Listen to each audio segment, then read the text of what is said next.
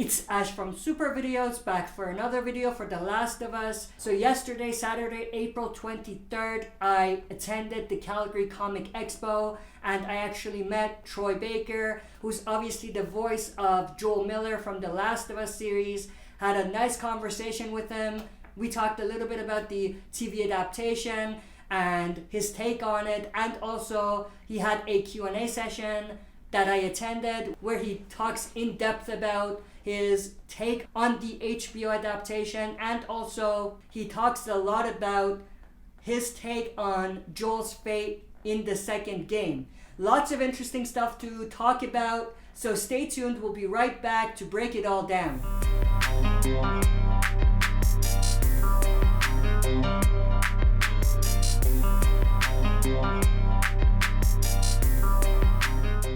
Alright, as always, before we jump into this video, smash that like button, subscribe to join our community, and press the bell to be notified when I upload on the channel. With that said, let's just get right into it. So obviously, like I said, I attended the Calgary Comic Expo and met Troy Baker. I had a very nice chat with him about his take on the HBO adaptation, whether he's met Pedro Pascal, who's going to be playing Joel, and his whole take on adapting the series into a show. He talks a lot about that also in his Q&A session. But before we even get there, he's a very chill and nice dude. I absolutely enjoyed talking to him. My first question, his take on the HBO adaptation, and what does he think about it? Does he think it's going to be as good as the game? And this is what he actually told me. He's like, I love Craig Mazin's work, who's obviously one of the key directors and writers, I think, for the TV adaptation. So he said that he loves Craig Mazin's work and he knows that Craig Mazin is a fan, so he knows that he's going to be doing the game justice. He's going to be delivering to fans what they want because he's a fan himself. So that's definitely cool. He also talked a lot about this in his Q&A session. He said that he doesn't think that the TV adaptation should be a direct panel by panel adaptation, and that they should put their own twist on it and kind of do the story in a different way where it captures the essence, but it's not a direct adaptation in a way, which I also agree with to an extent. This is not bulletin points from PR. I am genuinely excited to see what Pedro does with the HBO show. Genuinely excited. He's vicious as an actor. He works from such a visceral, guttural place. I can't wait to see what I learned from him. But at some point I had to let go of the Joel that I wanted and allow him to be the Joel that he is, and the Joel that the story needed him to be. And I just invite all of you guys to do the same thing, not just with Part 2, but also with the HBO show. I hope they do something different. Otherwise, why are they doing that? We've already done the game. I don't want to see the shot-for-shot remake as a live-action thing. I want to see something different. I want to see interpretation of characters. I also asked him in my chat whether he's met Pedro Pascal, who's going to be playing Joel, and whether he's talked to him, what does he think, and he actually told me he thinks Pedro Pascal is a great actor and that it's a perfect match, it's a perfect casting. And again, we've talked a lot about this. I agree, and I think that some of the roles that he's played in the past have elements of Joel in them, which definitely adds on to the possibility that he's going to be able to bring that character to life in a way that maybe others wouldn't have been able to do. I also asked him whether we can expect him to make a cameo in the TV adaptation, to which he replied with, I would love to. If they ask me to be a part of it, I would definitely jump on it. But with that said, let's talk a little bit about the Q&A session that he had. I that walked into that audition for Joel almost walked out because I was afraid, because I looked at the description, and so many of you guys have had this book today. If you look at the original character art for Joel, I walked into that audition room and I saw that guy from that page in every seat waiting to give their chance to show them Joel.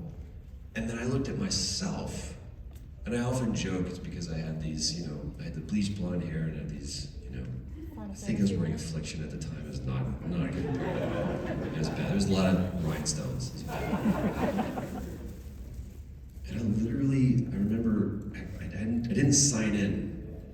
And that's how you know. I was like, I was here at 2:10. And I didn't sign in. I was like, I could say that I got stuck in traffic. I could say they just didn't show up. I don't have to be here.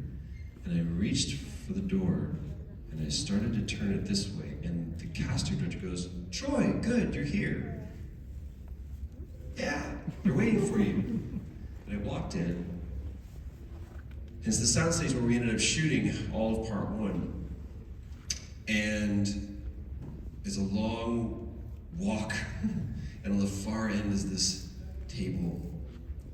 And behind it sat Neil and Bruce, and I think Josh Scher, or maybe Ryan, and Gordon Hunt. And I see, have you guys heard me tell this story before? Fantastic. I love telling this story. I see this girl pacing back and forth, very frenetic. It's just doing this. And I was like, hi guys, hold on just a second. And I walk over, and I was like, are you okay? And she stops and she looks at me like deer in headlights. She's like, ah! And I was like, can I give you a hug? And she goes, yes! And you know that kind of like laugh cry that you do, that your body's not just throwing out emotions, but they're not sure what to do? So I gave her a hug, I was like, okay. And I was like, guys, how can I be of service? And they said, well, let's just kind of see what you have prepared. And we went through this scene. And I didn't know this, but at the time, Neil scratched my name out. And then Gordon stands up, he was like, I want to go one more time. He's just this gentle, wizened mage director. And he goes, there's some D&D players up in here, what's up? And he goes, I want to, maybe it's, and I can't even remember the note that he gave me, but he just shook it up for me a little bit. He goes, let me see what you do with that. So we went for it again. And that was it. I said, thank you very much, Troy. I was like, thank you, nice to meet you. And I walked out. And I later found out that Neil circled my name. This close. This close. Because I didn't think that I was enough. Because I didn't look the right part. Maybe because I had spent too much time being isolated and worried about what it was giving back to me and informing me and being validating. He also talked early on a little bit about his involvement in Death Stranding and working with Norman Reedus. Deo wants you to lick his face. And I'm looking at Norman and he goes, fuck it man, let's get weird. Strawberries, he tastes like strawberries. Exactly like freshly cracked strawberries. And I see me looking fabulous in a mocap suit. And then, like I said earlier, in his Q&A, he talked a little bit about the TV adaptation and all of that. Near the end of the Q&A session, someone asked about what he thinks about Joel's, spoiler alert, death in the second game. And here is what he said. Here's his take on what he thought about that whole situation. Which time, my friend? I get it. Because when we were first talking about it in an abstraction while we were filming part 1, it sounded like a great idea. And then we wrap on 1 and we have no idea if we're going to do part 2, and I wonder. And then they do Left Behind, and so it's probably about a year and a half, 2 years. We're in London, and Neil and I are sitting outside of a bar. It's late. That's after the BAFTAs. Last of Us, or Left Behind, is just swept. And he's standing outside, and Neil does this thing. He rocks on the outside of his feet. And it always means that he's thinking. Or sometimes he's nervous to say what he's about to say. And he goes, and he'll look at you this way. It's kind of like a De Niro look. And he goes, so I think I have an idea for part 2. It's like, we've been together all night. Bury the lead. What do you got? He goes, so, spoiler. So Joel dies. And he leads with that. I go, and it went from hypothetical to probable.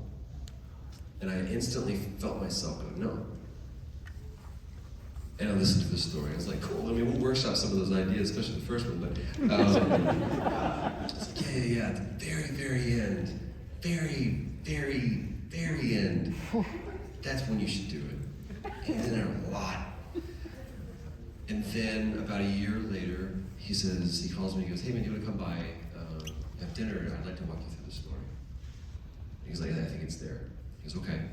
So I show up and I've got like a legal pad and I'm a very dutiful student. He's like, so please, I may have notes for you, but go on, continue. And he starts walking me through.